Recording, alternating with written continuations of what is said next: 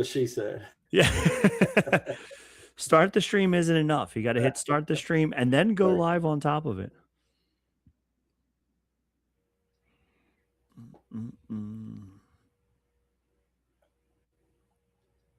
I assume no cursing. There we go.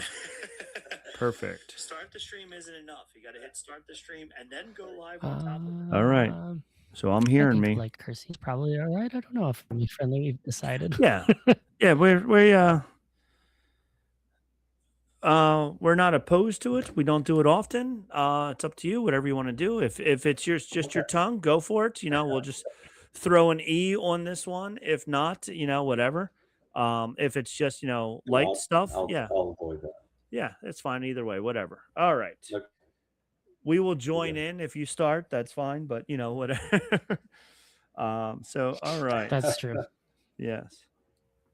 All right. Everybody ready? All right, here we go. Ready to go. All right. On this episode of Bantha Milk Podcast, we go to an interstellar outpost very, very far away. Yeah, all the way from Asheville, North Carolina.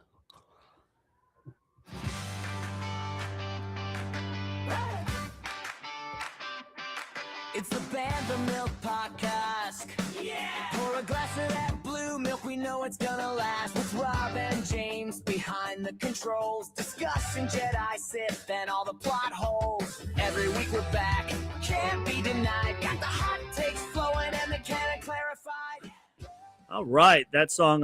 We have if you're watching on YouTube right now or later, there's a third face here. We have a special guest today, which is super awesome.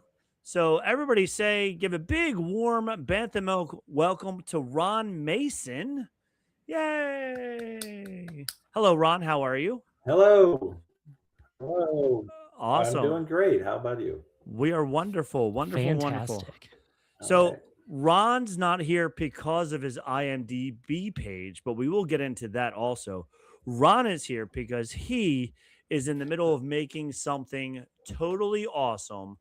He is making what is called the Interstellar Outpost 181. This is an Air B&B, as James said, in Asheville, North Carolina, that will be all Star Wars themed. So we're going to get way into that, find out all this cool stuff about this amazing Airbnb. I've been following it on Instagram.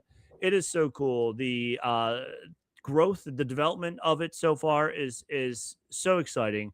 I might have to take a trip to North Carolina just to visit this and stay in this Airbnb. It is that cool.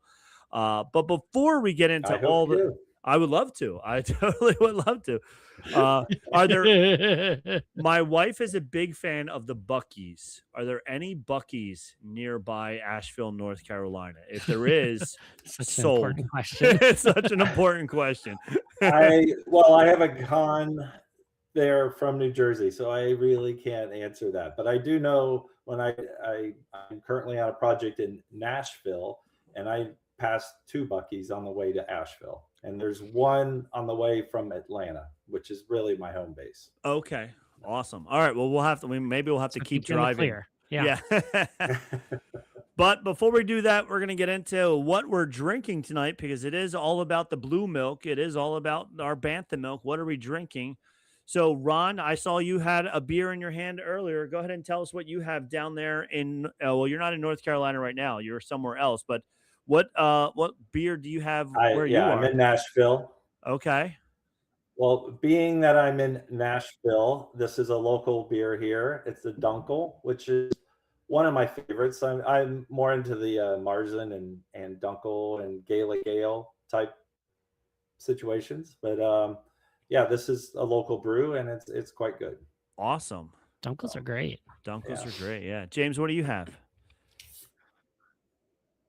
I'm up in your neck of the woods from a Connecticut brewery. I've got a golden from Athletic Brewing Company. So it's called Upside Dawn. Oh,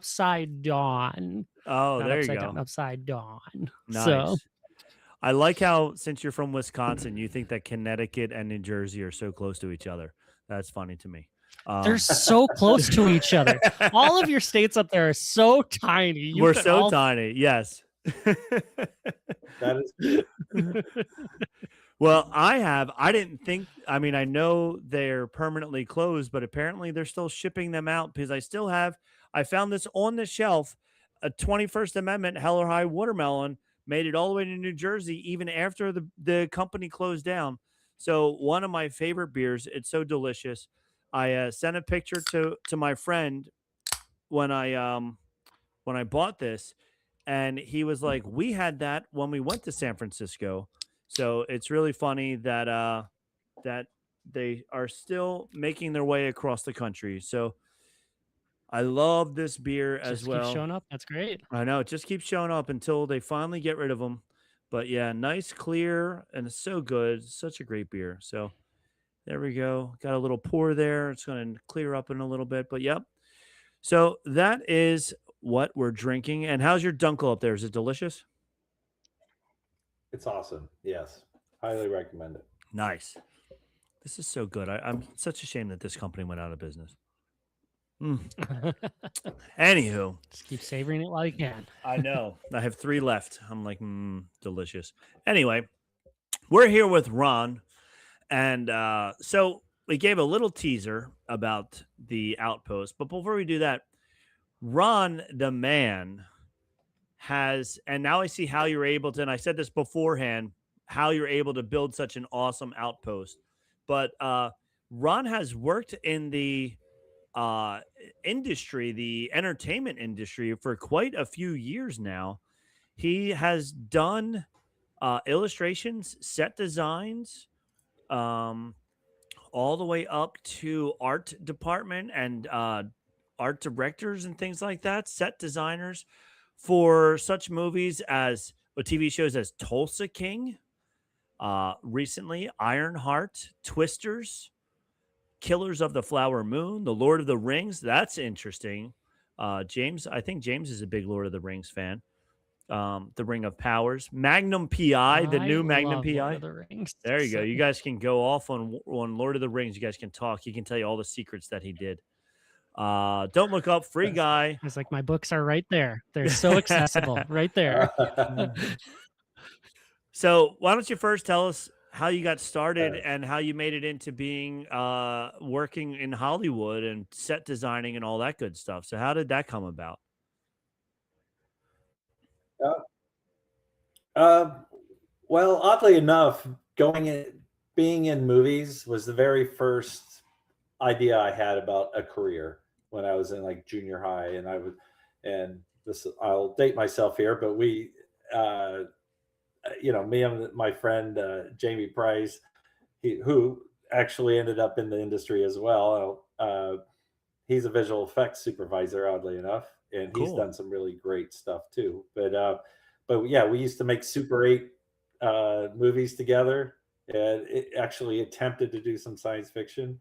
But as I went through got through high school, going through high school, everyone's like, no, you can't go out to California. I was in Ohio at the time, Columbus, Ohio is where I grew up. And everyone's like, no, film industry's too hard to get into. You got to know somebody that, you got to, and I still went. I end up graduating from Ohio State in industrial design, which you guys may or may not know. One of my heroes is Joe Johnston, who he was an industrial designer. John Dystra, Ron Cobb, Sid Mead. Those are all industrial designers. So that seemed like a safer career path, right? But then I was in school, and I was at a science museum, and they had this exhibit of the science and art of movie making, and I saw all these other industrial designers, and they're in the film, and I'm like, I can do that too. So I graduated in the 90s and moved out to LA, and worked my way up. I didn't have any connections at all, really. Nice. And I just cold called a lot of people, and eventually got my start in commercials. which I was saying before, I did work on a Star Wars, actually two Star Wars themed commercials. And one was aired, one was not. The one that I actually did a lot more design on, it was for a Facebook device that never happened. Interesting. But did some really cool stuff. We got to actually design a part of the Death Star corridor with some elevators, and had crazy things like a stormtrooper wedding. They had a Tatooine, meaning tattoos. They had stormtroopers getting tattoos. Oh, that's with funny. Wookiees. There was a volleyball game, but of course the Wookiees were dominating the stormtroopers. Things like that. That's But, what I need on my team. but- I'm a yeah, high so school I- volleyball coach. Yeah, I need some Wookiees on my team. That's what I need. Yeah, Yeah. that would be helpful. Yeah, so that I got into the union, which is a big part of being in the film industry. Got in the union and did a lot of television mostly. And my kids were little. I wanted to stay in town, and at that time there was a lot of TV production there, and I did that, and eventually I worked into features and had a chance to do some really great features and some good series, and yeah, That's awesome. that's kind of how I got started. That's so cool. Super cool. Yeah, I've always had. I want to ask so many questions about your like movie and thing, but I'm like, no, we're here to talk Star Wars and this beautiful project you have going on. Otherwise, we'll be here all night. So. Yeah.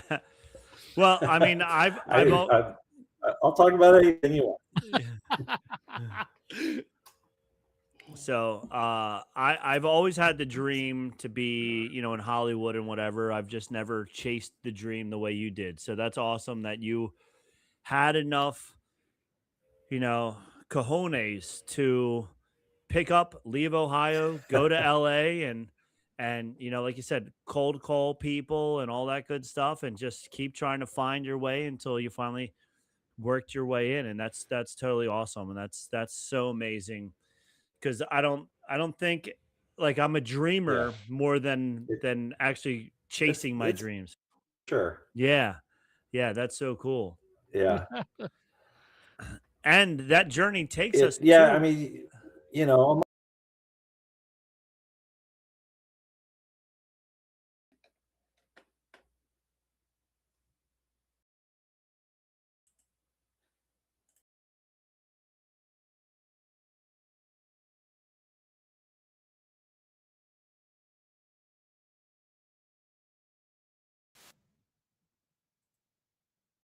all right, I think I'm back now. All right, you guys see me? Okay, don't. Nope. There we go. Good. All right, and we're all back on the live feed also. All right, perfect. Sorry about that. Yeah, my one Wi-Fi is weaker than the other one, and of course, it was on the wrong Wi-Fi. Always the case, right?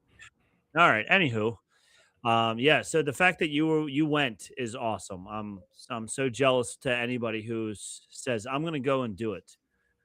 Did you give yourself like a timeline? Like, if I don't get in by a certain time, I'm coming home, or I'm going to try something else? well, I initially gave in my first wife at the time, we're going to do 2 years, and if we haven't made it, then we're going back to Ohio. Well, we realized that wasn't realistic, Okay. but and getting started at first was challenging, just getting connected and finding in networks and everything, and but we obviously ended up staying there for a while, and the industry is tough. It really is. I mean, unless you do come into it through family members, which that happens a lot.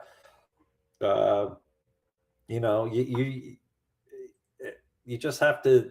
It's about perseverance. It really is. And you just have to stick with it. And we had some tough times, but we got through it, and and then and then eventually I got to a point where there were a couple handful of people that I worked for, and I usually with that group I could always had another job coming there, and that's the part of it that isn't necessarily for everyone. It's because you're hired project to project. Yeah. Project's over, you're out of job, Hmm. and ideally you can line things up one after the other. Doesn't always work that way. Yeah. We interviewed before a guy named Yaron Spiewak, and he's a music guy and wrote a lot of songs and composed different things. He wrote like soundtracks, like Disney soundtracks and things like that. And it was the same thing. He was like, "Yeah," he goes, this ended, and then I had to wait to find somebody to hire me to move on to the next thing." Yeah, And it's an interesting way of working, because when you make it to the top, and you're like, okay, this job's paying me X dollars, and it's okay if I don't have another job lined up because I made so much on this one that I can wait to see when the next one is. well, It that's the ideal, that you save up for the dry times. Yeah. And but Yeah. thankfully I haven't had too many of them recently with COVID, and then the actors and writers strike.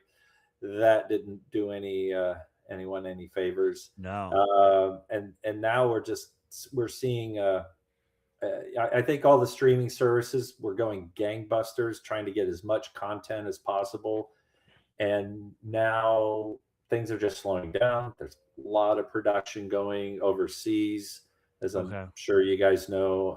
Mhm. All Yeah. and they're all the studios are chasing tax incentives wherever they can Yeah. go, and that's why Atlanta became such a hotbed, Hmm. because of Georgia's tax incentives, and and a lot of states did that, and somehow Georgia did it right, where it was benefiting the state. Yeah. Michigan had it for a while, and they didn't structure it right, and I don't know all the details about that, but yeah, and AI. Where Yeah. I'm not real optimistic about how AI is going to have an effect on all of our jobs. And it's But yeah, AI is like super scary because in the beginning, and the beginning of AI was like 6 months ago, practically, it feels like. That's what it feels like. But like in the beginning, it was easy because people had six fingers, or you know their hands are going through walls or something like that. yeah, But it's progressing so fast that it's getting yeah, super scary. Like and the creative people are getting washed out because somebody can just write a prompt and just have a computer do all the creativeness. Now, yeah, other people have said you're not going to get that true heart and feel of a computer writing it versus a person writing it and a person doing it all. And I can see that as well. But I can also see, in the near future, a lot of people going, okay, this scene would cost blank dollars to have a set designer come build this and do this and blah, blah, blah. Or a tenth of that to have a computer do it in AI for me real fast. And I well, can I mean, see, visual effects have kind of been that in the middle thing. I mean, and there are certain parts of visual effects that are kind of AI, but not yeah, like this. But I think what it is going to allow is a few creative people to do a lot more than what has traditionally been able to do. yeah, And on that hand, you might see a big like burst of lots of guys just like making a whole movie on their own, and you know uh we'll see how that all turns out, but yeah. and I, I go ahead. I was just going to say, I hope that people don't support that, because I don't want to support one guy making an AI movie versus a team of people who actually put the heart and soul into it. And even getting back into Star Wars, how much have people cared so much more about the practical effects Oh versus yeah, the computer generated effects. Like George Look at Lucas realized, Andor. yeah, Look at Andor, and the production quality of that is like so superior to like Obi-Wan. They hmm overused the volume. I mean, yeah, that's not AI, but you felt the volume, and yeah, I you could, yeah, and as well as some episodes of Mandalorian as well. I mean,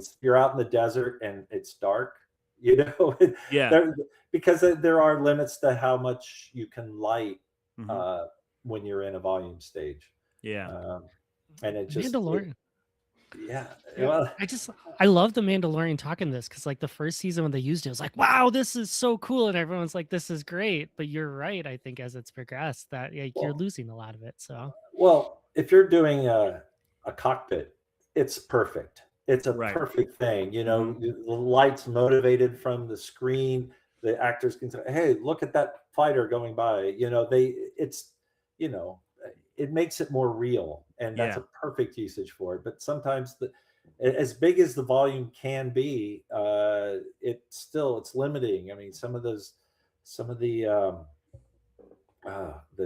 gunfights. right, I yeah, think like that it was just like they're 20 feet they're apart 20 because feet they don't apart, have any yeah. more room. It's Yeah, like, like yeah, there was like scenes where they're walking through a tiny cavern because that's the width of the volume that they had to like make sure, okay, we got to keep you in this tight little groove here because this is all that we can spare in this volume. So yeah, and once you get into more practical effects, or even in the Mandalorian and Grogu the movie, how they did a lot of stop motion stuff on top of it, which made it a lot of fun because it was like, okay, now we're getting back to what Star Wars was and the practical effects and all that good stuff. So, yeah, um, but enough about all that. We could talk to you about all your shows and all the cool things that you did. I do think that is awesome, and I'm very jealous because the fact that you were a set designer on so many different things is really, really cool. And I would love to know, I've taken a tour of like studios and things like that, and you can see, when they're building sets or this or that or whatever. But like, we're here for what your other project is, which is the Star yeah, Wars based project, which is super cool. I'm going to yes, actually try and pull up this page. So you are also creating, and I think it's awesome that you have gone through so many different versions of your outpost that you're going to do. So tell us about your outpost. You are making yeah. an Airbnb here, which is so cool because the concept is amazing. Oh, thank you. Well, you know, I think a lot of people have the dream of building their own house, exactly the way they want it, and that was the genesis for sure. But then we, thought about, wait a minute, I'm gone so much with my work, and it's like, oh well, let's build a place that we can rent, and then every it all it evolved. Yeah. You know, and then that was that what you're seeing there from Scarif and the Endor bunker. Those were my two main influences Uh huh. for for Outpost 181. Um, And you can totally see it too, and it's so cool that it looks so much like a Star Wars outpost. Like if there wasn't somebody who knew, like, here's your computer generated rendering of it, and it so looks like such a Star Wars outpost, which is so cool. Um, so yeah, so you're going to be away all the time. So you decided you're going to build an Airbnb, and you want to have a place for, I keep saying, for all of your Star Wars toys because I've seen some of the videos that you've posted as well, which is so well, cool. I it my whole thing is that inside and out, I want to make it as much a set or in universe kind of thing that is possible. You know, one thing that is really nice is I'm in a nice little valley that's completely private, and you don't see anybody else. You don't see any mankind or any structures or anything. So that's really nice, and that helps take you to another place. Yeah. But the in universe, that's something that I constantly have to like knock over my head and say like what would it be like, and as much as and I'm sure you guys have been to Star Wars themed Airbnbs, and it has the posters and minute a lot of things on display, not unlike what's behind you guys. Yeah. And that's cool and that's fine, but that's not what I wanted to do. No. I wanted to make it like, okay, if this was something that the Empire plopped down in the middle of a forest planet, what might it look like? And I also have to make some accommodations for for for having like a private bedroom, which may or may not happen in it. But my idea, the whole idea is that it's more of a barracks outpost situation, right? Yeah. Yeah. We had. Go ahead. I'm curious, like thinking about you putting this all together with all your experience in set design. You're really good at making things that look good on camera. How is it building things that like people can live in and use in comparison? It's more of a challenge for sure. When we're building sets, you never care about how long it's going to last. Right. Because many times you build a set and it's torn down weeks later. Even the biggest sets that you can have are gone usually. When I worked on Avengers, we had so many sets that were just huge, but then they had to tear it down to make room for the next set for the next part of the movie. But it is definitely more of a challenge. Have to pick materials that are going to hold up to the weather. And just like doing, the front doors, they are electric opening pocket doors, and all the doors in there are pocket doors. Which is such a Star Wars door. Yeah. Like Yeah. there's no doors in Star Wars that open out. They're all pocket doors. So They're all, or guillotine doors. yeah. But Yeah. those are like in completely impractical. Yeah. The designer part of me is like, okay, so to have a guillotine door, that means you have to plan space above And for that below, door to yeah. go into, and Uh-huh. the next That's level, the next terrible. level. It just doesn't make any sense. And from a safety standpoint, it's just not a good thing. You don't want. Right. I mean, we saw what happened in the first episode of The Mandalorian. The guy fell into the door as it closed around them and chopped the person in half. Yeah. You don't want your guests of the Airbnb to No. get chopped in half by a guillotine door. Absolutely not. No, and as much as I would have liked the doors to go fast, open faster, close faster, there's safety concerns. And Sure, yeah. I got them to go as fast as they could, but still, though, you could put your finger in the middle of it and it won't crush it. Okay. So, which is a nice thing. Yeah. Kids, babies, I'm really not going to have, as much as I love pets, not going to be pets aren't going to be allowed. There's going to be too many things that they could mess up. Yeah, absolutely. But I mean, there's where I'm, every part of it I'm trying to curate. Yeah, that's before we got the nice scenic job on it.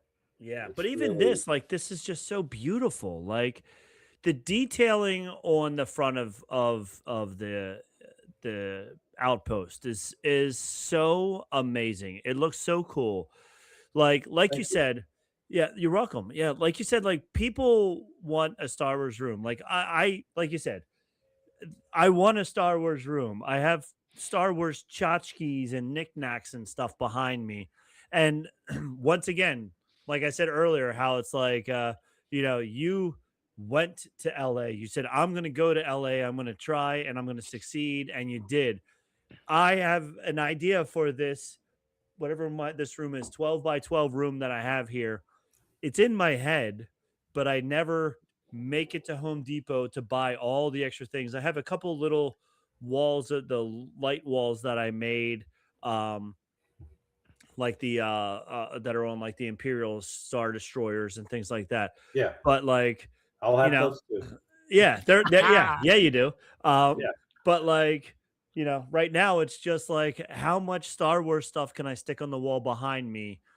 Where you're building like you're walking in, it's like the Star Wars vacation in Disney World. Like you're immersing yourself in it. It's not just like, hey, here's my Star Wars stuff, my Star Wars posters and things. Like Right. people who go here are gonna want to wear Jedi robes the entire time. Well, Like I figure cosplayers are going to be a oh big market for this. yeah, it's gonna be amazing. You're gonna see so many people come, so many like Star Wars influencers that are gonna come and like this is working our way backwards now, but coming and like taking so many shots and stuff. This is going to be so amazing. This is such a cool idea and a cool concept. And when I saw it, I was like, yo, this is what I'm talking about. Like, you're doing what everybody who's a Star Wars fan wants to do. So you're doing it. So, like, we've talked about it a little bit, but at what point did you say, like, what was the inspiration? Or at what point did you say, like, let's do this? And Well, I mean, I knew I felt like I had to do this. Enough people saying like, "Oh, that's a great idea. You got to do it." And you know, and I didn't, you know, I didn't have anyone naysaying at all. I mean, with the possible exception of people are like, "Well, don't you think Lucasfilm's going to come after you?" And I'm like, "Well, I'm not." First of all, you'll notice I don't say anything that it's a Star Wars Airbnb. I saw other people do that and they get away with it, right. but I don't want to do that. And I created my own Imperial-ish cog. It's not. It's obviously it's not round like the Sure. Empire. It's not Mhm. exactly like First Order. It's somewhere. Yeah. It feels like it, but it's different. Yeah. That It's definitely a little different. Sure. Yep. yeah. But and again I was inspired by a lot of the design, and my thinking is that they don't. It's a style of architecture, Yeah. and I'm not copying anything specifically. No. I'm inspired by it. Right. Um, And yeah. And as long as you're inspired by it, like you're not like it's not screen accurate. Like you're not an exact replica of the Endor uh right. scene, or you're not an exact replica of being on an Imperial Star Destroyer or something like that.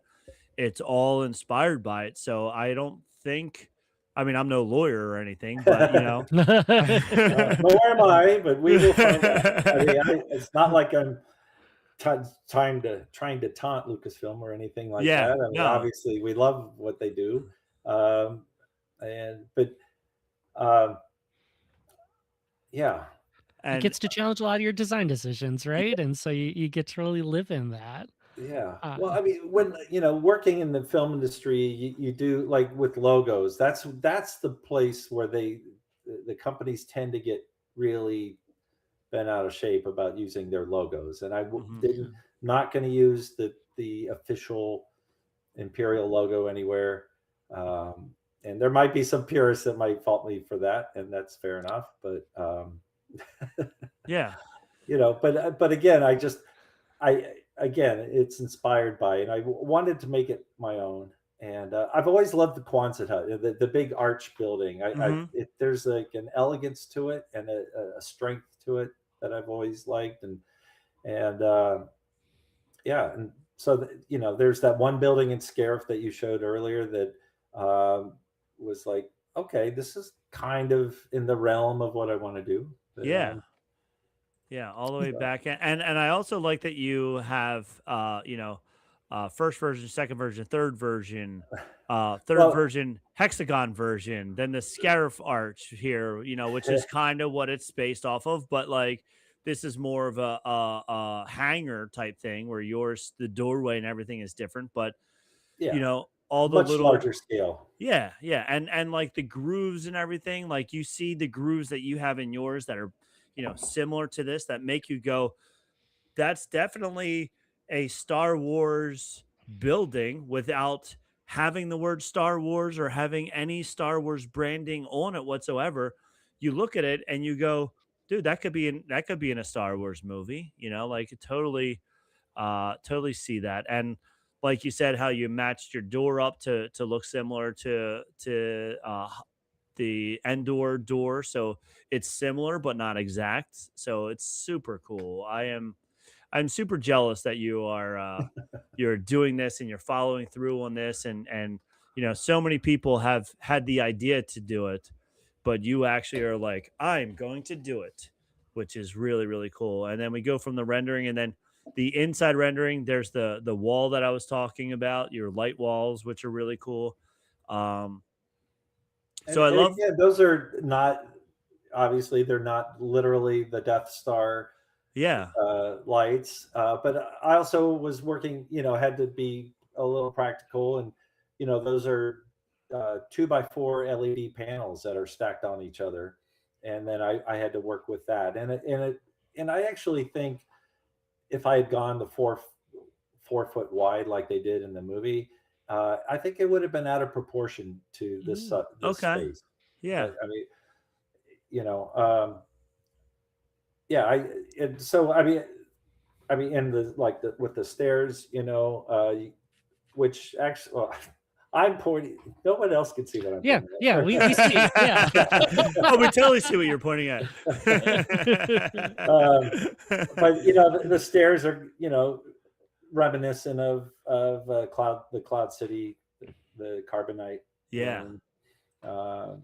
And I mean, once I decided I was going to have stairs, it's like, well, I have to put lights on the front. yes. Oh Have my to. gosh, yes, Yeah, you have to. yeah, yeah. Um, And some of these are a little older. The walkthrough has the more current yeah, I saw the stuff in it. walkthrough. Yeah, and like a lot of these images now are. So did you? What you computer generated all these images first, and then do you get like the blueprints and everything directly off of these, or like what was No, your I have to process? create it. Okay, I I build it in 3D first, okay, um, and I work in SketchUp, okay. and this whole model is a SketchUp model, and then from there you develop all the blueprints for the carpenters to work from. Very cool. I love. I just skipped through all the SketchUp models because I wanted to get to your images that you have of the building actually being built from, and now your hoop that's going in, and then you go from the one picture of the partially finished hoop, and then the next picture, bam, here's a building all around it, and it's like, holy cow! Like once you get to the even the building in like yellow and Tyvek, it's like, oh yeah, there's definitely going to be a Star Wars building there or Star Wars esque building there, you Yeah. know. So it's so cool, and then Well, you go ahead, I mean, you see Quonset huts around, right? I mean, you yeah, see them along the highway for storage uh and huh, whatnot, and that's usually what they're used for. There are Quonset homes around that do exist, but that's why I didn't want to just have it just be a half arc or half circle yeah, on the end. I felt like it really needed a little extra to it kind of exaggerates the perspective a little more, and it gives it a little more personality. yeah. As I as you were designing this out, did you like have a place that you imagined it was? Like this was dropped in an outer rim planet or on a forest planet where you're Yeah, surrounded by, right? that is kind of. I mean, once we bought the 13 acres, so cool. yeah, it's a I love going up there just because it's so peaceful. Yeah, I've got a couple creeks. I have my own water source, and it's all at 3,100 feet and goes up to the ridge line, and it's like 3,600 feet at the top. Very, very wilderness. Nobody around. Lots of animals. Lots of Hmm. animals. very cool. Uh, but yeah, we got the land first, and at first I would, that first concept that you showed, that was my first instinct. It was more like just giant. When it's so beautiful, I wanted to have these giant windows, similar to like Star Destroyer bridges and the control tower and Scarif. But that just costed out way too much. So then I reduced it, which was that second version, and oddly, and purely by coincidence, it ended up looking a lot like Mando's little cottage at the end. Okay. At the end of the series, which was totally by coincidence. And I was showing somebody that when that model was what I was going to go with, it was somebody who had worked on Mandalorian, and they said, this looks just, she couldn't say anything because it hadn't been broadcast yet. But it's a lot like it. I mean, it's just the weirdest coincidence. But they were like, wow. Yeah. It's pretty similar in proportions and everything. That's really funny. But it wasn't exciting me, this version that you're showing here. Okay. I mean, it would still be fun and everything, but it was a little small, I felt, and I went to the Arch, to the Quonset hut. Well, no, that's right. I did go to the Hexagon after that. You went to the Hexagon then, yeah. You're make it a little bit bigger with the Hexagon, which is a neat concept also. But I think the Arch was definitely the way to go. Like, it's a lot more dramatic, I think. Yeah. Once you see when you drive up to it, when you guys eventually drive up to it, you're gonna love it. Oh my God. And I still kind of, it takes me back still when I know. I mean, just looking at the pictures, like, I want to go now. And I know it's not even done, and I want to go now. I just want to be like, it's like that feeling you get when you walk into Galaxy's Edge and you're like, I'm here. But like when you walk into Galaxy's Edge, you're here with 5,000 people standing right next to you. But in this, you come to your Air B&B and you're here in the middle of 12 acres. And it's just your people that are there, So it's like I'm living in Star Wars. Like, so that's cool. the idea. Yeah. That is exactly the idea. And, and I've even, I've even gone so far as to like, I really like curated like what silverware to use. I'm not just like going to Target and just buying whatever. Yeah. It's like, I probably like bought like 6 or 8 different sets that I thought would be right, and I finally, got on. I found one that I really like that feels military. It's not super polished and shiny or anything, but it's got a great look. Wow. And all the dishes, and even when you walk in, you're not going to see a coffee maker and a toaster and a microwave. It's all going to be hidden in what is like the control room of the Death Star. Yeah. So what I'm hearing is this project was just an excuse for you to have to watch Star Wars things for research. Sure. Sure. I did a lot. I can't tell you how many times I would be watching them taking pictures, just with my camera because it doesn't block it, right? And so I just get really close, and it's like, okay, yeah, I want to copy that, not copy that, be inspired by it. So small scale version of what you're doing is my chair that I made. It's kind of hard to see, but I based it off of, I did the same exact thing that you were talking about in the first season of The Mandalorian when he got into the what's the name of his ship, the bigger ship that he then blew up at the end of the first season. I was very angry. The Razor Crest. The Razor Crest, yes. When he got into the Razor Crest, I was like, oh, that is such a cool chair. because the foam was cut at certain ways and it had its headrest and all that stuff. And I was like, I'm gonna make my own Razor Crest chair. So same thing. I sat through. I was watching intently the first season, and every time he got into his ship, paused and taken a picture, and I'm like, Yeah. okay, it's kind of like this, it's kind of like that, whatever. And that was just for one chair. Like you're doing this for an entire building, so that's awesome. That is so cool. I will tell you because I watched this show on Amazon Prime called Clarkson's Farm. Jeremy Clarkson, he owns a farm in England, whatever. But he started a pub, and he was talking about all of the loss in the pub, and he was saying like 400 mugs, like glasses, have been stolen from his pub. So if you have a very special, very specific silverware, I would make sure you have a little extra sets of them laying hidden, because yes, exactly. I mean, we've got extra of everything. Although, if it goes, part of the whole turn, as Airbnb, you have the cleaning service, and inventory is going to be very important. Yes. Oh, especially with a building like this, definitely. Yeah. Yeah, and I do want to have things that people are supposed to take with them, but then it's like, oh, if you like this, you can take it, and I charge you for it. It's just like point of purchase kind of things.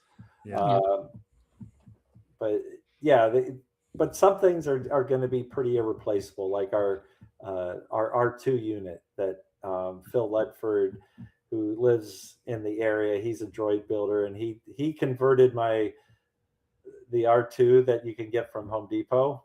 Okay.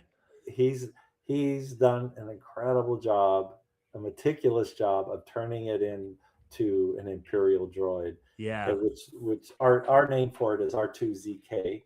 Okay. Zeke is our nickname for him. Very nice.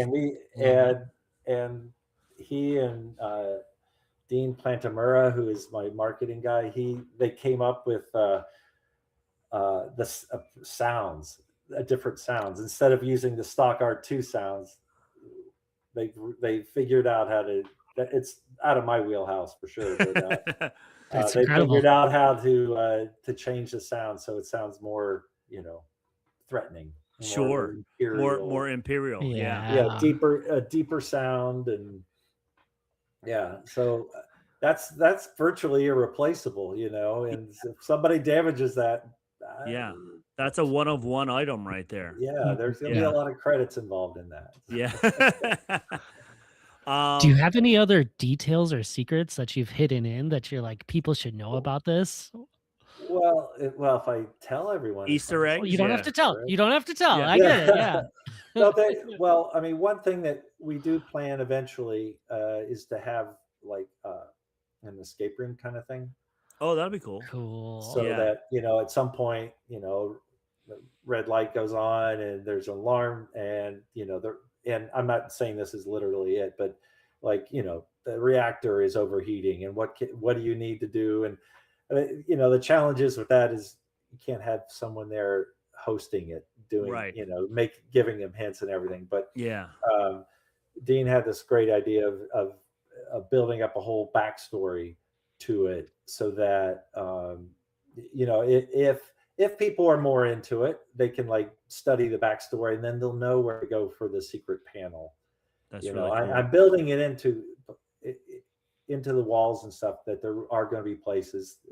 At this point, they're not thoroughly fleshed out, but they will. I have electricity going to them, so I can put something there that I want. But yeah, that is in our plans. So, right now, we're trying to focus on just getting it done. Getting it done. So when I get there, I'm just going to start touching every wall, seeing what opens and what moves. You talk about lore and backstory, and we haven't asked why Outpost 181. That's what I was just going to say. Really? Okay. Yeah, that is my address. Okay. Which I did get to pick. Okay. Because it was raw. It was raw land. Didn't have an address assigned to it, and I got to pick my own address. So does 181 mean something special to you? Is it a special number to you? Well, eights have been a big part of my life. My social security number has a lot of eights. All right. I had a phone number. writing Yeah, that I down. know. I'm writing down. I'm gonna start with all eights and then just work my 9 way back eights. from there. When I first moved to Los Angeles, I had a phone number that was literally 818-881-8884. Oh my Oh, gosh. that 4 always Yeah. does it. Yeah. Mean it. And so there's a lot of significance with 8 for me. So, but Very cool. I had to, you had to pick an address within a certain range. And it Okay. had to be odd. I really wanted it to be 138, but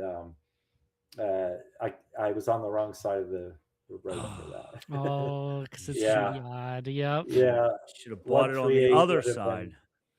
Yeah. Well, what can you do? What can you do? So as we know, you're in the middle of building it right now. And also for everybody listening, check out his Instagram, which is Imperial Outpost. Is it what's the whole Interstellar Outpost? Is it 181 or just Interstellar Outposts? okay, there we go. So I butchered Hopefully that. this is the first of others. Yeah, that'd be really cool. I was gonna ask. I'm like, that's good branding. That's like, there's gonna be more outposts at some point, maybe. Huh? That is the plan. Within just on the property, I think the next one's going to be a total departure from this kind of thing. I'd like to do a little Yoda's hut kind of thing. Cool. That would be cool. Yeah, I hope not to scale. I'm 6'3", so I won't be able to fit in that one. That is the challenge, because I have done some preliminary design on it, and the challenge is, obviously if it's true to the movie, everyone's crouching in it all the time, and obviously no one wants to do that. No. It'll still be small. It has to be small, but it's definitely going to be very rustic and look like it's made out of mud, and it's got to have a fireplace in it. But that's down the road. Right now, I gotta focus on this. So so we're still in the middle of building it. So what is your goal for completion? July sometime. Okay, so we're not too far off, which is awesome. We're not too far off. No. I hope well, that means a month or so away. Yeah. So, I mean, some drywall's going up, so yeah, I mean, we've gone through our rough inspection, which is a big deal when you're building a house. And so, yeah, we're so close. We're so awesome. Close. And the video fly through that you shared with me, which is also one of the latest, if not the latest, Instagram post that you have. That's the final rendering now of what the inside of the house is going to look like. Yeah, it's very close. It's very close. Like the furniture that's in there. If you want to go to it, but sure, yeah.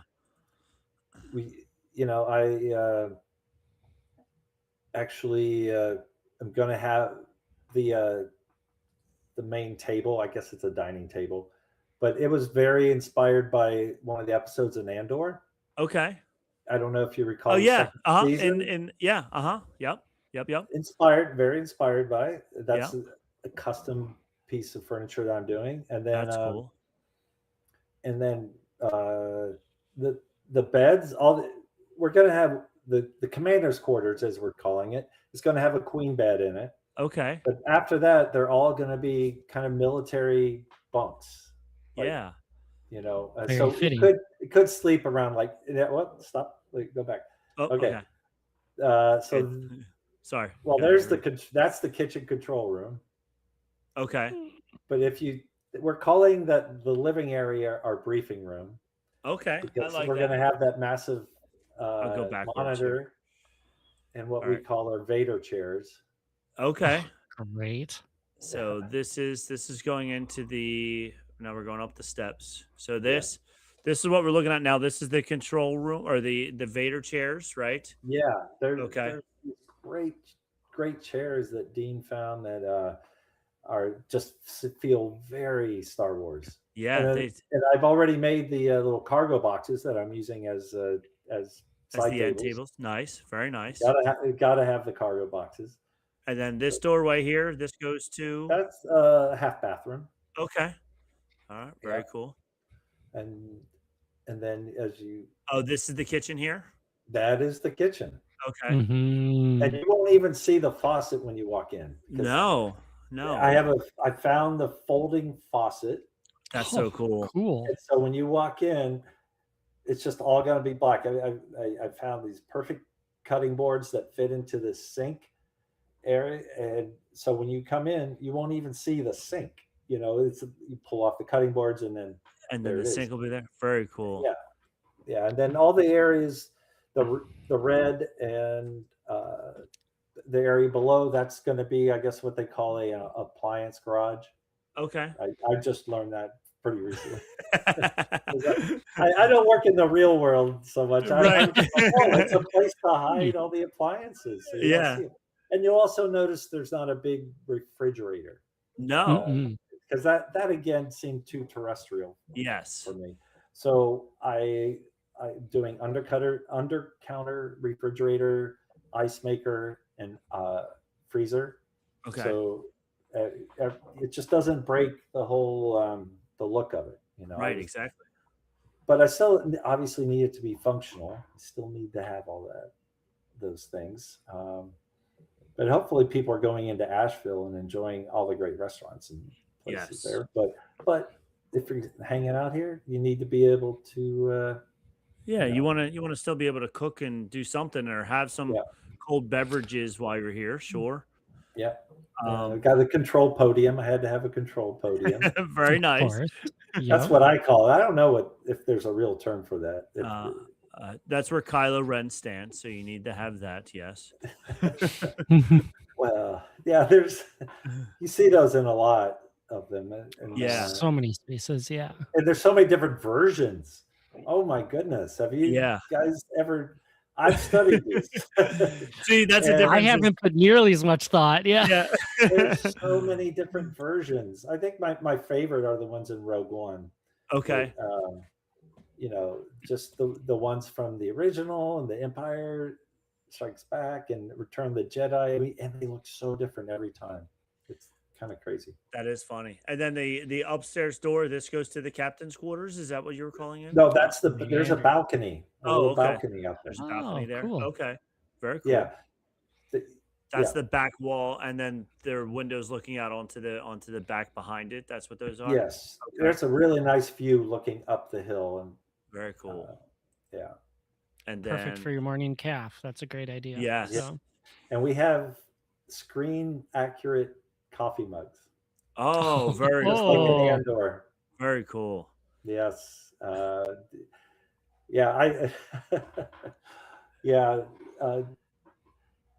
Dean figured out how to do those, and we've got quite a few made. Very cool. Ready to go.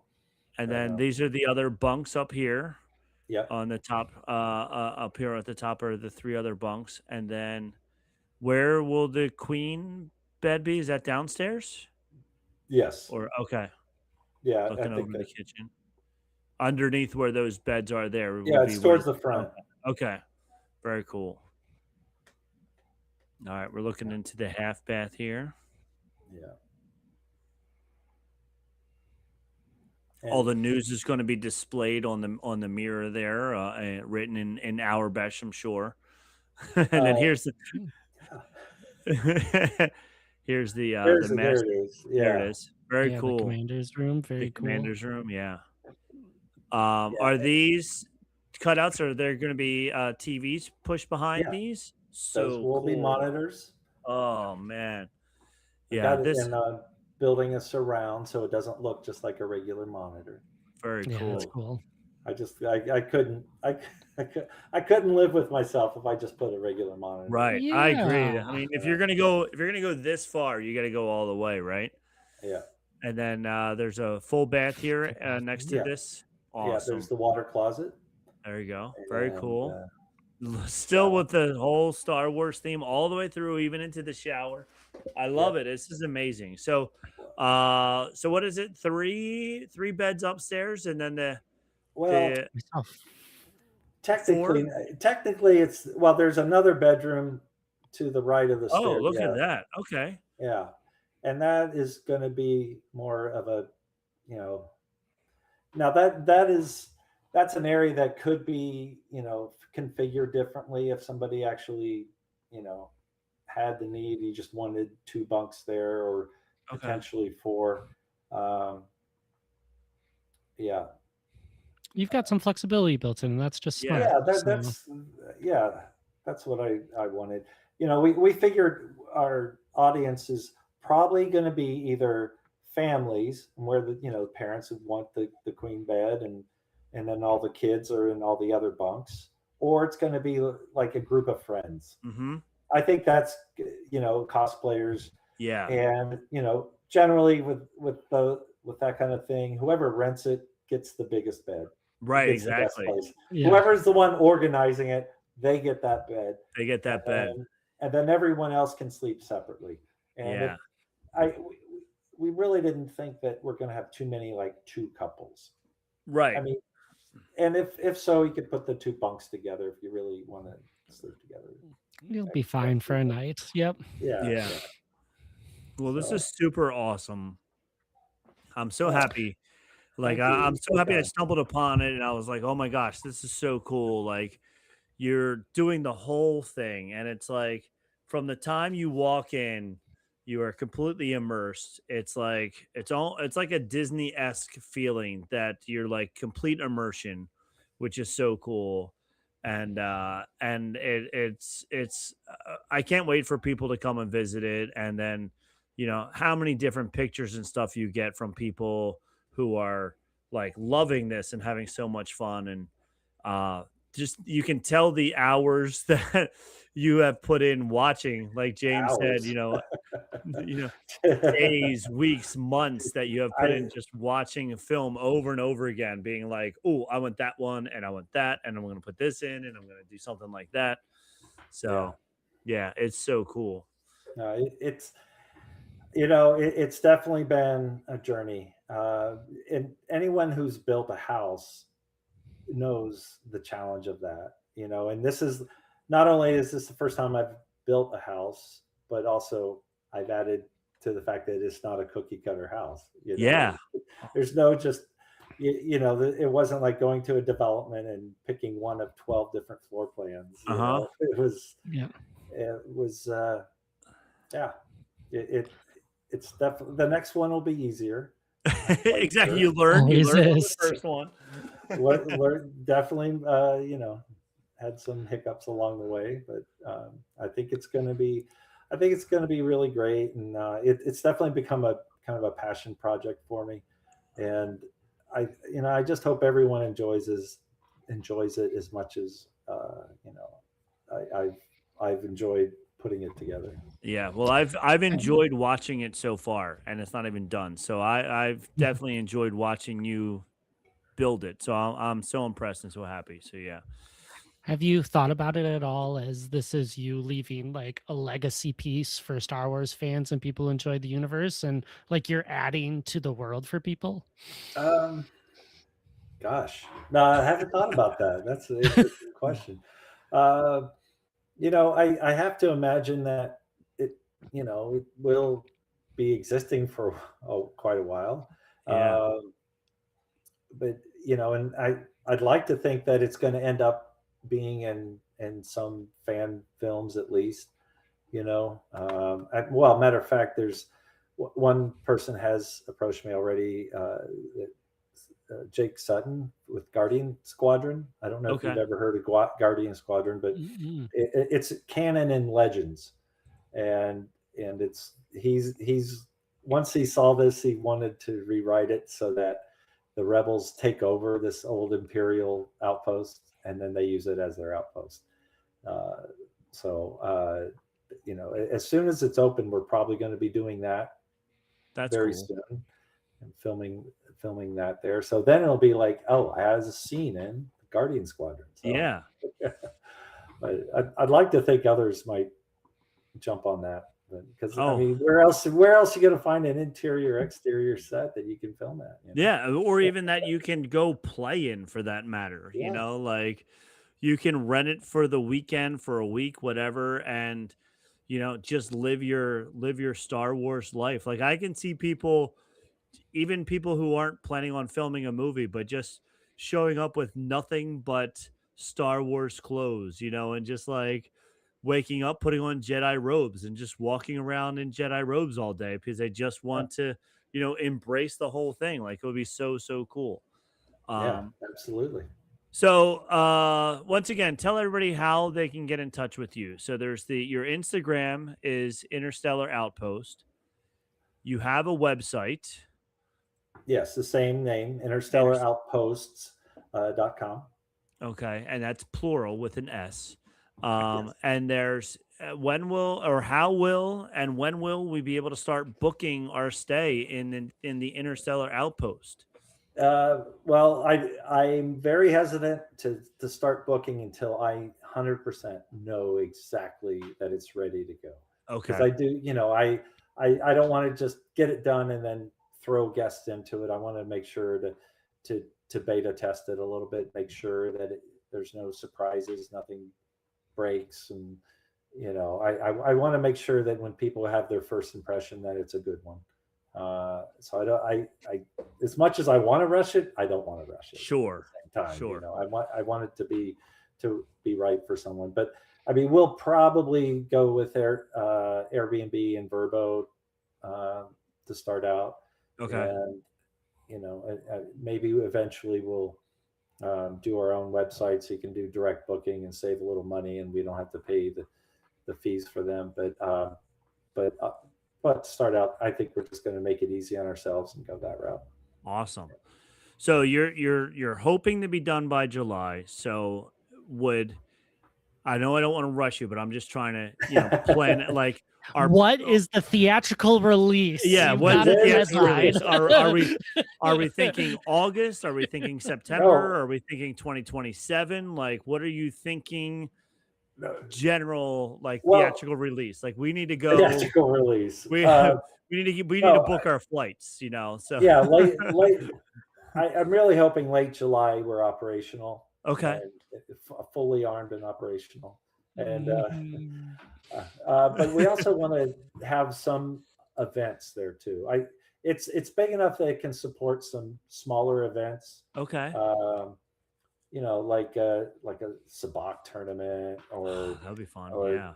Cool idea. Things like that, or just a 501st event, or Rebel Legions event, or any of those kind of things. I definitely want to do that kind of thing, and I want to like midweek, when maybe not as many people are renting it, do some charity events too. I know that similar to what the 501st, good, they're bad guys doing good, and I like that idea, and I'd like to at least have a percentage of my of the proceeds go to charity, things like that. But yeah, James, there could be, you could have like wedding, some small weddings. Such a cool wedding venue. Yeah. Yeah. James and we'll drive down for a day. We'll record a podcast from there, and then absolutely. I say drive down because he's from Wisconsin, so it's a quick drive. Yeah, right. Quick drive, no problem. Not all the states are as small as hours? yours. Yes. Thank you. I mean, every state is the size of New Jersey. What are you talking about? Come on, 3 hours and you can be top to bottom, right? Top to bottom, and it's a long 3 hours too. Let me tell you, you got Newark to deal with. You drive around New York City. It's a mess. No. That's nothing. 3 hours. All right. Well, this is totally awesome. So, all right. So hopefully the end of July, people will be able to start booking. That'll be amazing. If not, when he's ready, you're not going to release it until it's awesome, which is also what I like. Like, you're not just trying to, throw it out there and say, hey, it's done, whatever. Like, you spent this much time and effort on making it awesome so far. You want to make sure that it is super awesome. So super excited about that. If you had unlimited money, unlimited budget, what would one big thing be that you would add to this if you had an unlimited budget? To be like, what would a showstopper be? Be like, bam, check this out. Oh, well, uh, interesting. I think probably a bridge that goes from the balcony to the landing behind it, Oh, that would be which really still cool. could happen. A little man bridge with, of course, the the same stanchions that I'm using for the railing and all that kind of stuff. But a big old turret out front would be That awesome. yeah, that would be awesome. That would really be Yeah. awesome. Yeah, I mean, I love the original Death Star turrets. I love the simplicity and of them, and I think that would be great. Could Um, could you make it a bubble gun? So it's a giant A turret that shoots bubble bubbles. gun. bubble- anything is possible. Uh, That can no, be part of the escape room. Is yeah, you got to make it. You got to make the turret shoot bubbles, and yeah. that it only you can only do it one And time. And it saves the planet when it you do saves the that. planet. Yeah, it cleans the Yes, planet. Yeah. yes. Yeah, of So course. no, I would love to have, like trails. I mean, I'm going to have a trail, but I'd love to have like little bits of like a crashed spaceship or, um, or like target practice silhouettes of well, a Wookiee. That would Yeah, be kind because of, yeah, like the whole Bigfoot kind of thing, that would be fun. or little Ewok silhouettes for target practice, that kind of thing. Could you have But like a Mhm. meditation station with that like Grogu sat in the ooh, middle of when oh, him and Mando like the yeah, things coming up? That would be really neat in the middle of the woods. That would be cool. yeah, yeah. I mean, I would love to do that. And I eventually would like to do something like an Ewok tree village. I, Oh, I that have would be I have a really good place for it up there, but as you can imagine, as you go up the hill, it gets steeper and steeper, yeah. and it gets a little more challenging to build. But I would, Yeah. I do, that's the next one. After the Yoda's hut, I'd love to do a little kind of basically three wooden yurts that are connected with a fireplace in the middle. So one big family could rent it, or you could just have individuals and then they meet in the fireplace, and it could be a nice community thing. Well, I love the fact that you are not stopping at one. You already have the ideas for multiple different ones, all different styles. And Yeah. it goes into the fact that the Interstellar Outposts plural is the website, because right Yeah. now there's only one, but you already have the vision for more, which is super, super cool. Yeah. So yeah, so that's totally awesome. Well, I don't want to take up too much more of your time. We've had you for over an hour already. This is awesome. Um, James, do you have any final questions for him? No, I think we've learned so much. Just Yeah, really appreciate all your time and yeah, even more so the hard work into what you've been doing. yeah. Oh, It's awesome. I It's amazing. appreciate that. Thank you. That's very It's so kind. cool. Yeah, I the pictures are amazing. I can't wait to see. I would love to see it in person. It'll be even more Yeah. awesome in person than it is from the pictures. So Well, it's well, so cool. you'll see more pictures of, as soon as we have, more pictures of the interior, you're going to see them on Instagram for sure. That's so cool. That is very, very cool. All right. We're going to take a commercial break. And when we come back after this break, we'll go into all the things we normally do first. But we wanted to talk to Ron first because he's that cool. Ah, So, so we'll go No. over some news and some Jedi of the Week stuff after this, even though there's really not much news this week, but that's okay. yeah. So we'll be back after these commercial breaks. Um, Ron, I do want to show you there is. Are we Uh, online still? Well, we're Are we we're still live? we're live on YouTube. Live on That doesn't YouTube. matter. Okay. But yeah, but we're gonna take a commercial break for the regular podcast. I'll cut all this stuff out. But I Okay. want to show you there's a brewery near Oh, my house called Magnify Brewery, and the blue milk. the Blue Milk. Yes, you know Yeah. about it? Well, you put Oh, in did your I? link. I put the link into you already. Okay. All right. Yeah. Yeah, yeah, yeah. Okay. I just, forgot that I sent that to you. Yeah. Yeah, So that it's looks very interesting. yeah, so it's really cool. It's interesting. It's fun, but it would be a fun thing for you to try and it's definitely a Star Wars themed beer as well to go along with your Star Wars themed building. So it'd be pretty funny. Yeah. But yeah, so we Wow. don't need to show Interesting. that anymore. But yeah, this is, I mean, look, your building is so cool. I'm so jealous. I'm so proud. It's like, this is so awesome that you're doing this, and it's amazing. It looks so awesome. So, um, yeah, keep up the good work, man. This is so cool. Sincerely. I don't have a choice. I've got to get it done. You're It's true. I At mean, this it's point, like, you if are I don't locked put- in. If Yeah. I don't get this done and I don't work hard this next few months, it's all Yeah, for naught. it's all just for an naught. electric, so. Yeah. Yep. There is somewhere near me in Jersey, there was it used to be a bar. Well, it used to be a World War II army bunker, the like domed, Quonset hut. yeah, the Quonset hut. And then after that they turned it into a bar, and then I saw recently that it was like for sale, and I was like, "Uh-oh, you can build one up here in New Jersey, but you're going to build a whole bunch down there in North Carolina, which is I think that's a better idea." Yeah. We could do New Jersey. You got the funds to buy it. Let's do it. Let's do First time, it. right? That's right. We could do the Rebel. Yeah, we could do a Rebel one. It would be pretty cool. Yeah. So awesome. Well, thank you very much. If you want to stick around for the news and whatever, you can. You don't have to. You can skip out. I know it's after 9 o'clock your time there. I'm sure you have things to do and places to be, which isn't hanging out with us two knuckleheads. But we do appreciate you hanging out with us and spending all this time with us. It was awesome. Yeah. It's been fun. Thank you for giving me my first podcast interview. I appreciate that. And you did a great job. Fun. You were wonderful. Yeah. Out of the way. Now you're ready for the rest of the world. So. Yeah.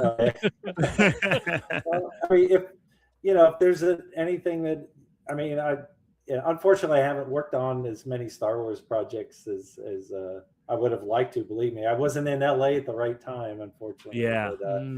But yeah, if there's the other projects that you want to talk about it. I don't know how much you get into other. So we do have on our network that we do have a Marvel show on our network as well, called Puny Pod, because was it Hulk who said it? Puny Human. Puny God. Yeah, Puny God. Yeah. Yeah, so they named theirs Puny Pod. So since you did work on Marvel, it would be cool. I'm sure they would love to pick your brain about some of the Marvel things that you did. So that would be cool. Yeah, that was a great project to work on. It really was. It was I was on that for 16 months. That when we did Avengers, at the time we were just calling Avengers 3 and 4 because we didn't have a name for it yet. But Infinity War and Endgame. Yeah, and, I did some cool stuff for that. That is super cool. There were lots of people who did some really cool stuff. It's not like it was me single-handedly. They were some big sets. Yeah, arguably some of the greatest Marvel movies ever. It was just that Endgame was pretty epic. It was like such a cultural moment. It's a really great thing to be involved with, and there's great people and Charlie Wood, who was the production designer, he's done so much amazing stuff. He did the first Guardians of the Galaxy. I love that movie too. Yeah. Yeah, he did Doctor Strange before that. He did, I think he did Winter Soldier. Okay. No. I mean no. I'm sorry. He didn't do Winter Soldier. The second Avengers. Okay. Civil War. Yeah. Civil War. Okay. Anyway, he's brilliant. He's a brilliant production designer. He just did Project Hail Mary. Of course, he's brilliant. Yeah. So. Yeah. Well, and he also and then also the supervising art director, which is the guy who, like, the production designer is in charge of the whole look. The supervising is kind of manages the art department more. And Ray Chan, R.I.P. he did his own production designing as well. He did Deadpool and Wolverine, and he passed away shortly thereafter, Oh, which is really sad. yeah. He was such a nice soul. But yeah, and Hugh Jackman and Ryan Reynolds gave him props right around when the movie was coming out because he died before it came out. Okay. Which is Oh, yeah, so you didn't yeah. get to see like the finished product, No, which he is a didn't. shame. But Yeah. yeah, he's a great guy. They both were super to work with. So real fast, as a set director, you build the Designer, sets. set Set designer. designer, sorry. As a set designer, you're out there building the sets and stuff. Are you like there as they're filming in case like things break or anything like that? Or No, well, as a set designer, you're more in charge of doing all the working drawings for them to build from. okay. The art, Okay. like there'll be an art director, especially on a show like that. There's an art director assigned to each set, and they're the ones kind of managing the set. The art director is more of a managerial role, Okay. and so they will, they will manage the set designers, the greens people, the set decorating. They'll coordinate with the set decorators and the visual effects people and special effects people. But as a set designer, I'm rarely on set. If I'm on set, it's just a visit. I don't really. It's not part of my job to be on set. Okay. But, Okay. I definitely go on set to take pictures. Sure. But To I say, was like, you get to have fun on set. Like you have Yeah. no stress. I It's don't have great. to work. Yeah. Early in my career, I've worked on set before on some lower budget stuff.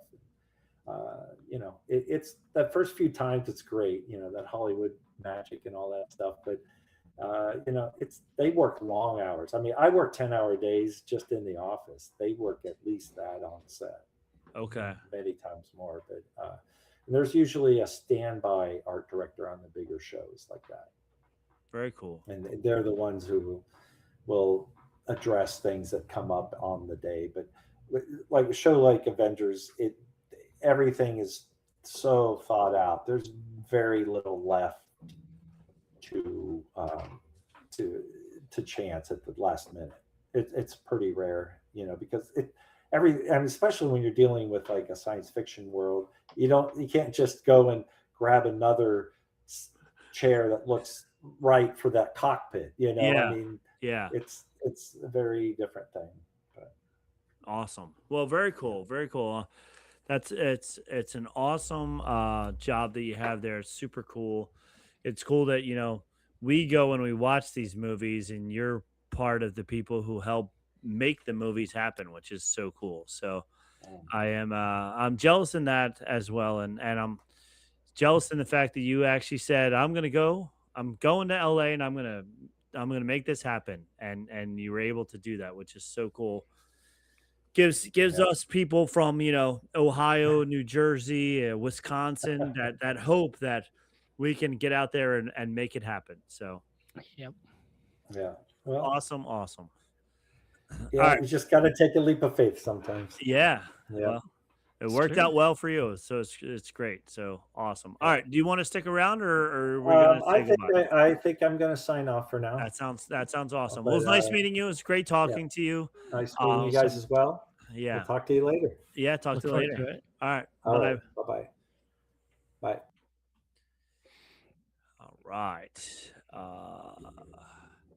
The one thing that I noticed in the YouTube, because I had the images set up from just like one feed going into the OBS, that like we were then like three real small images.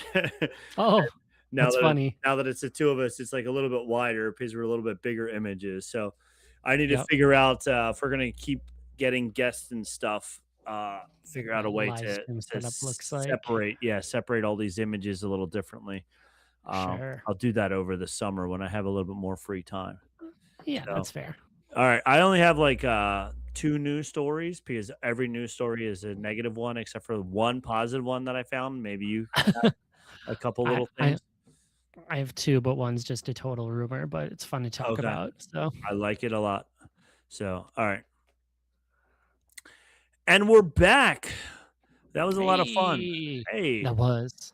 Ron's an awesome dude. That was so cool. It's cool meeting him. I loved that he was able to, he said, I'm going to build this. And he actually did it, where I have thousands of ideas.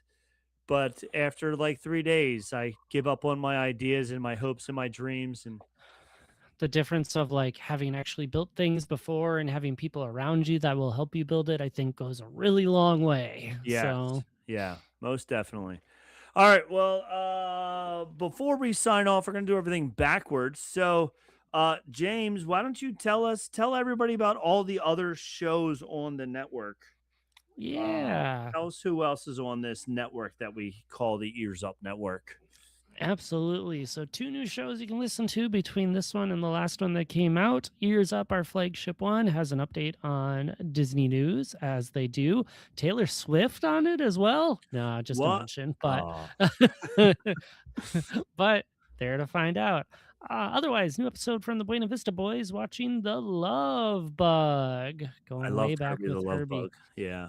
Yeah, absolutely. So, otherwise, if you're not caught up on everything, there's always the Supreme Resort, Puny Pod, and MCU podcast, Scraping the Vault, and Fantasy Land Draft League. Plenty for your podcast listening pleasure.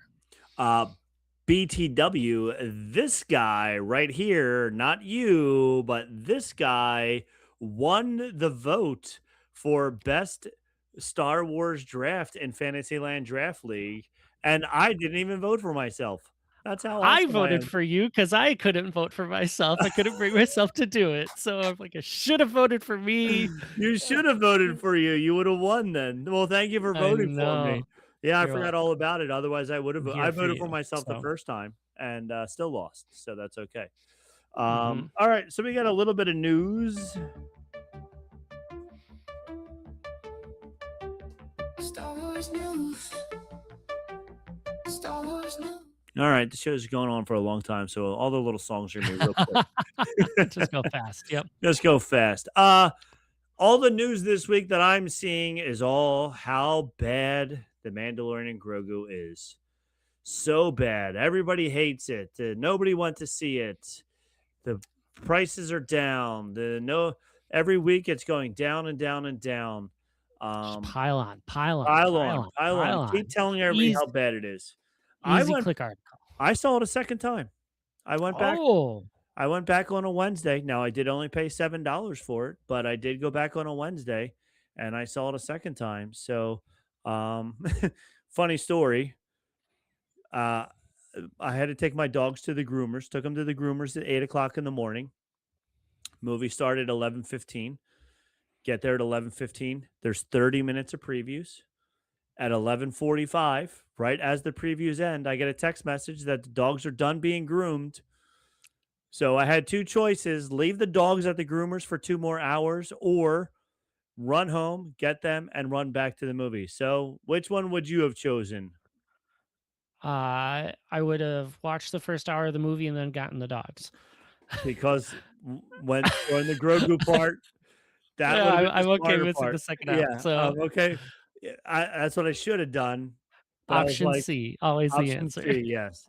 So I went to the guys at the working at the front desk and I said, in watching Mandalorian and Grogu, I've already seen it. I'll be right back. I have to go get my dogs from the groomers. I missed the first 20 minutes. I didn't even miss that much. I missed that That's first, not so like bad. the AT-AT when he attacked the AT-AT scene is really all I missed. I did endure the That is entire, bad. the entire Grogu reviving Mando hour and a half of the show. But yes, Yeah. I should have done what you did and just left halfway through, and that would have been a Mhm. much better choice. Yeah. The other news article that I did find, which we talked about it before, but I think there's actually a release date now, which is, and also I'm pretty excited for it because I thought it was going to be just for like Steam, but there's a whole Star Wars pack for Power Wash Simulator 2, which Oh is my what I god. have, but it launches on July 16th. So it's coming up soon. It's $9.99, and it allows you to play as a Class 5 labor droid, a POW2, to scrub down iconic muck covered ships and locations from the original trilogy. You will be able to travel from Tatooine, including Lars Homestead. So you'll be able to clean Lars Homestead Oh, to the good, ice good. fields of Hoth and board iconic starships like the Millennium Falcon and X-Wing and Super Star Destroyer Bridge. How are you Uh, running a power washer and Hoth? That's just gonna freeze everywhere. Stop. This isn't real. What? You're gonna have to have a heater unit on the end of your power washer that sprays Oh, of hot water. Yes. course. Uh, Yes. your It freezes traditional faster, but anyway. right. Your traditional tools are replaced by a bespoke, a Star Wars themed power washer designed for a more civilized and soapy age. There will be a campaign and co-op. The DLC features a narrative-driven campaign and supports solo play or up to 4-player online co-op in free play. And it will be for PlayStation and for the Xbox as well as for Steam and the PC. So it looks like I'm going to have to plug my PS4 back in and plug in my Power Wash Simulator 2 game again and download this $9.99 pack because as dumb as the Power Washer 2 simulator game is, it is so entertaining. Let me tell you, it's just hours of just like trying to make sure you get every little speck of dirt. I feel like that's what you run into with everyone who plays like the lawn mowing simulators and everything like Uh-huh. that. It's like I'm not having to try too hard, but like at least got a goal that I could keep working towards. Yes, So yeah, and that's exactly what it is. It's just mindless spraying, and then when it's all done, it blings and it says congratulations. It's now nice and clean, and you feel successful. So you'll be able to mhm. successfully clean a lot of Star Wars things. And you said you have a rumor, James? Well, before that, there's more video game news Okay. because we finally got gameplay footage of Star Wars Zero Company. Oh, So nice. this came out at Summer Game Fest in 2026, and this has really opened my eyes to the kind of game this is, which is like a turn-based tactics game. I didn't think it was going to be like in this style. So this is popularized by XCOM or on Nintendo, it's like the Rayman Rabbits and Mario kind of crossover, where like you tell a character what to do, give them an objective, and then it's like turn based of whoever goes next. Okay. And there's a lot. They talk about a lot of like customizability and different species that you can recruit and get things. So I'm like, I am suddenly way more excited for this game than I was from that initial trailer. Very cool. I like that. So cool to see that. Yeah. And then the rumor is Star Wars 10 in the works, which we've heard this rumor before with the idea that the Simon Kinberg trilogy was going to be episodes 10, 11, 12. But it's resurfacing again about all of this, that we're going to keep on having this continue on because the rumor is like Daisy Ridley and the character Rey might be coming back as part of this as well. So nothing concrete by any means, and there's never been official word of that's what we're getting for a 10, 11, 12. But there's a lot of rumors out there popping out that it's like this is going to fit in the timeline to continue the story.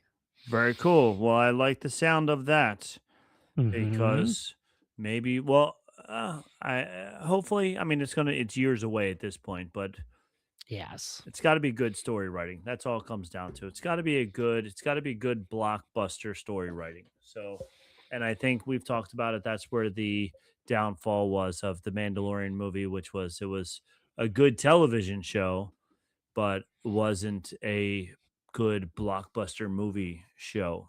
So, Yep. Exactly. all right. And we'll do one last thing if you have it. I do. All right. So let's. Yeah. I'm the Jedi of the week. I've been running it like I've been Yoda for a minute. Putting on a clinic with my homie Obi. Like I said, I'm cutting everything short. Yes. Yes. We're moving along. We're moving along. This is the speed round. Yeah. Absolutely.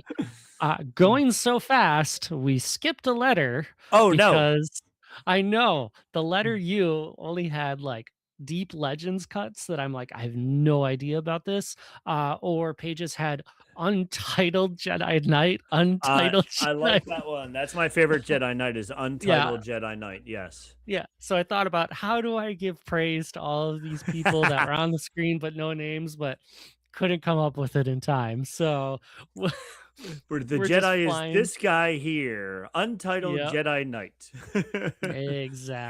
Exactly what it is. So no story there. So we go to the letter V. The letter V takes us back to the High Republic, where we are going to talk about Jedi Master Vernestra Roa. So not the most familiar name. Vernestra showed up a ton in the High Republic books. She debuted as a young knight in High Republic Test of a Courage, and then followed up again in Out of the Shadows. What was neat about her is like she at the time for sure was the ultimate prodigy. So she was a Murialan or Murialan. Yeah, one of those One of with the those. whip that looks exactly like that. So Yes, the you might lightsaber recognize, whip. yeah, which showed up in the Acolyte. So that's where we really saw a lot of that come through as well. Typically, whips, light whips, as they tend to be called, are associated with Sith and dark side. So it was super interesting that she modified her purple lightsaber to qualify with that one, really feeding into her adaptability and willingness to bend traditions and stuff. And so we saw her again in the Acolyte. Like I said, she became a Jedi Knight, 15 years old.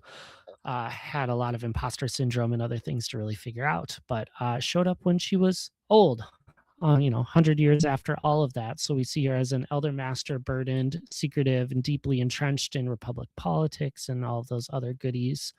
And so just kind of a little bit inside of there, not necessarily. Yeah, It's a exactly. really small image. So it really It is a sticks out. very small image, but Yeah, yes, that was her in the can't Acolyte. Yep. give too much screen time to the Acolyte, No, right? So, no. And but the totally fact that different world. yeah. And the fact that they had everybody was all hyped up about the whip and the Acolyte she did it one time, and that was the end of it. I And we were know. like, I was like, "Ah." this is what we're here for. So, Yes, this is what we're here for. So, all right. yeah, Well, I think that should pretty much do a great job. You did a great job with finding a V person since we couldn't find any U people, whatever. I know. It's Unnamed tragic. Jedi is my favorite Jedi. That's what I'm going to be for Halloween is unnamed Good. Jedi. Good. I hope so. I hope so. All right. Well, I think you're gonna have a friend on next show because I'm going to Yes. be in Jamaica. Jamaica me crazy. Yeah, you enjoy that. My friend is I would. working on a wild spreadsheet of some Uh-oh. sort for us to go with. She Oh boy. loves spreadsheets. So I'm excited Spreadsheets. for the topic and the tales that she has for us. So Okay, I'm gonna be replaced on my own show. James is gonna be like, no, we'll record 3 days from now, and then all of a yeah, sudden, it's new fine. Bantam Milk podcasts are gonna be Fine. popping out all over the place, and I'm not gonna be in them anymore. Oh, we can't So take the original out. I know. I hope not. I hope not. So, but all right. Well, this has been awesome. It was a lot of fun talking to Ron.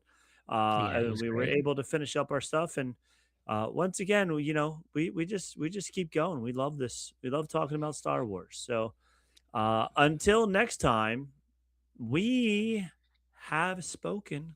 We have spoken.